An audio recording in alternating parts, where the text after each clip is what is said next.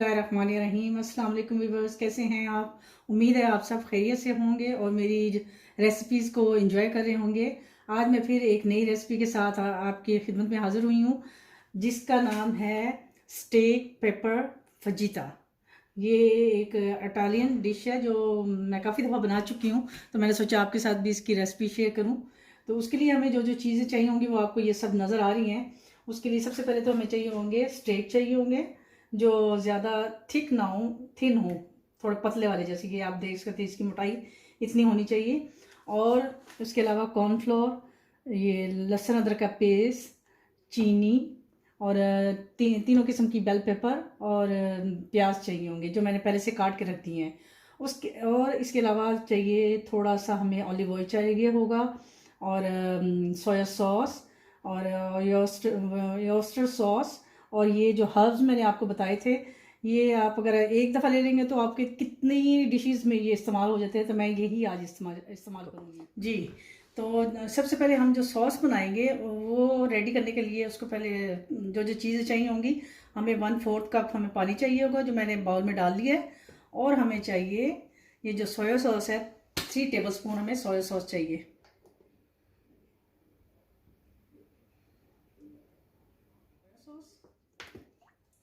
और 1 टेबलस्पून हम लेंगे, ये इजीली आपको अवेलेबल होगी, हर मार्केट में तकरीबन पड़ी होती है, वेस्टर सॉस। ये हम चाहिए 1 टेबलस्पून, ये हमने डाल दी।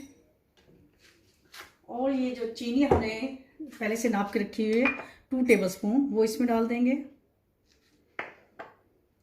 और साथ ही ये हमने कॉर्नफ्लोर रखा हुआ था, ये भी 2 टेबलस्पून, ये भी इसमें डाल देंगे।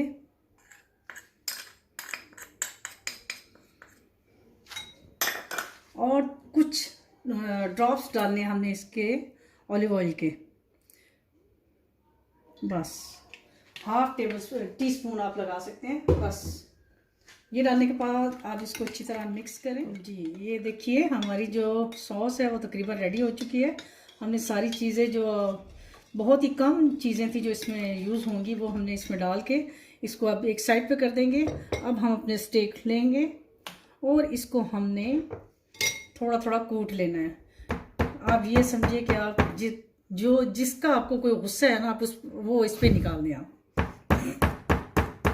ये देखिए, इससे ये होगा कि ये जो आपके स्टेक होंगे ये टेंडर हो जाएंगे। ये देखिए, एक साइड से आपने कर लिया, दूसरी साइड से भी करें, इससे टेंडर हो जाएंगे। तो ये फिर गलते भी बहुत जल्दी हैं ये जो स्टेक हैं। इसी तरह मैं बाकी के सारे, देखिए हमने तमाम स्टेक को कूट लिया है, यानी कि इसको नरम कर लिया है। तो हम अब इसको मैं जूलियन में काट लूँगी। आपने बहुत बारीक नहीं काटने, थोड़े थोड़े मोटे मोटे हों, ऐसे ऐसे करके तमाम जो स्टेक हैं आपके वो लंबाई में आप उसको काट लें।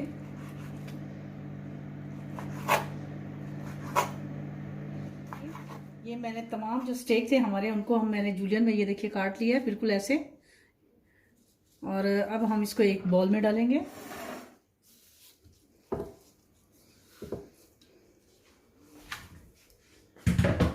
ये जो हमने लहसुन अदरक की पेस्ट रखी थी, तकरीबन 1 टीस्पून रखी थी, वो इसमें डाल देंगे।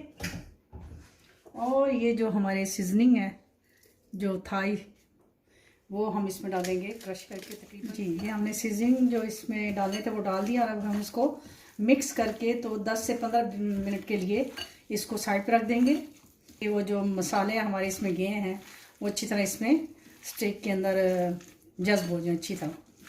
बहुत मज़े की और यम्मी टाइप की बनेगी ये हमारी डिश। आप इसको ज़रूर ट्राई करिएगा।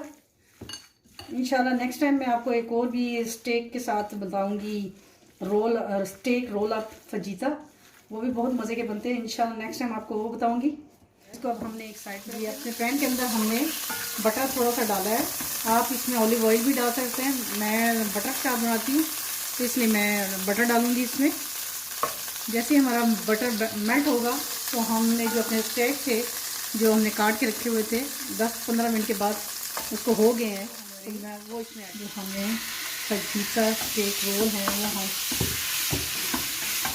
इसमें डाल देंगे। ये देखिए, ये जो हमारे स्टेक है वो हमने इसमें डाल के इसको फ्राई कर रहे हैं। हम थोड़ी देर के लिए इसको फ्राई करेंगे और फिर जो हमने अपनी सॉस बना के रखी है वो इसमें ऐड कर देंगे। और इसी सॉस में ये हमारा जो बीफ है वो तकरीबन गल जाएगा, क्योंकि ये पहले हमने इसको टेंडर करके रखा हुआ था, तो ये पहले से टेंडराइज हमने लिया था, तो इसलिए इसको गलने में इतना टाइम नहीं लगता है, बहुत जल्दी ये गल। जो स्टेक था उसका तकरीबन जो पानी, जो गोश्त अपना पानी छोड़ता है, उसी में ये तकरीबन गल भी गया है। अब हम इसमें इसकी जो हमने सॉस बनाई थी वो डालेंगे।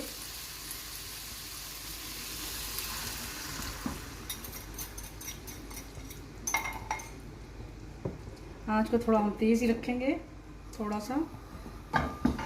साथ ही हमने ये जो अपनी सब्जियां काट के रखी थी हम वो इसमें ऐड कर देंगे।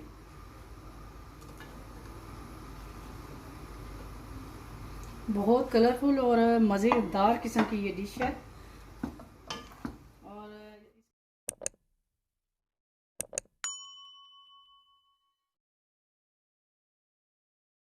तो इंशाल्लाह मैं आपके साथ और नई से नई रेसिपीज़ जो है वो शेयर करूँगी।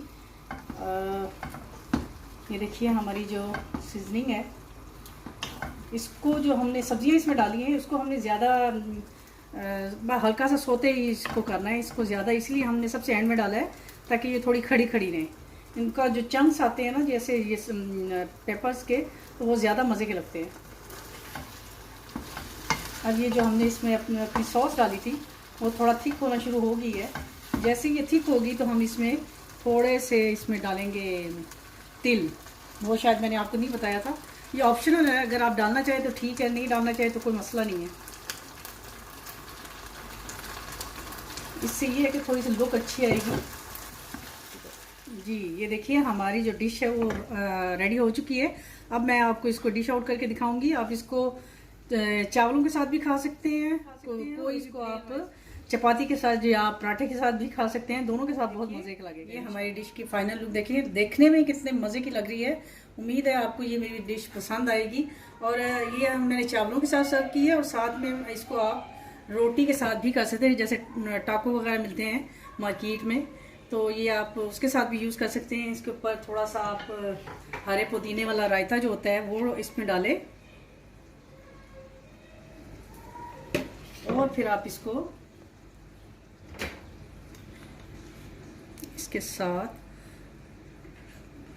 कोई भी आप ले लें, ये टूथपिक जो होती है उसके साथ आप इसको यम करके खाएं और मुझे बताएं कि आपको मेरी डिश कैसी लगी। उम्मीद है आपको मेरी डिश पसंद आई होगी। अब मुझे इजाज़त दीजिए, इंशाल्लाह एक नई रेसिपी के साथ आपकी खिदमत में दोबारा हाजिर होंगी। तब तक के लिए अल्लाह हाफिज़।